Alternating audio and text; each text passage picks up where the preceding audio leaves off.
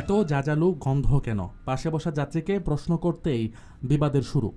সেই গন্ডগোল শেষ অবধি পৌঁছালো হাতাহাতিতে। দুই যাত্রীকে নিয়ে তখন বিমানের মধ্যে হুলস্থুল। সহযাত্রীরা থামানোর চেষ্টা করছিলেন দুজনকেই। বিমান সেবিকাও তাদের গন্ডগোল মীমাংসা করার জন্য ছুটে আসেন। এত কিছু করেও দুজনকে আটকানো যাচ্ছিল না। এদিকে বিমান ছাড়ারও সময় হয়ে গিয়েছিল, কিন্তু সুগন্ধি নিয়ে দুই যাত্রীর লড়াইয়ে সেই সময়ও পেরিয়ে গেল। পরে প্রায় 2 ঘন্টা পর যাত্রীদের নিয়ে উড়াল দেয় বিমান। আজব এই ঘটনা ঘটেছে চীনের শেনজিং এয়ারলাইন্সের একটি বিমানে। বিবাদের সূত্রপাত একজনের গায়ে মাখা সুগন্ধি আর অন্যজনের গায়ের দুর্গন্ধ নিয়ে। বিমান সংস্থা জানায়, পাশাপাশি আসনে বসেছিলেন 2 মহিলা যাত্রী। তাদের মধ্যে হঠাৎই একজন অন্যজনের গায়ের দুর্গন্ধ নিয়ে আপত্তি জানান। কেন সুগন্ধি মাখেন না তা নিয়েও প্রশ্ন তোলেন।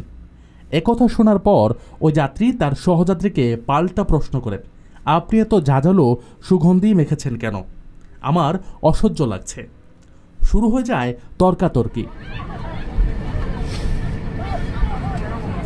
দুর্গন্ধ বনাম জাজালো সুগন্ধি নিয়ে সেই তর্কাতর্কি আচমকায় হাতাহাতিতে পৌঁছয়।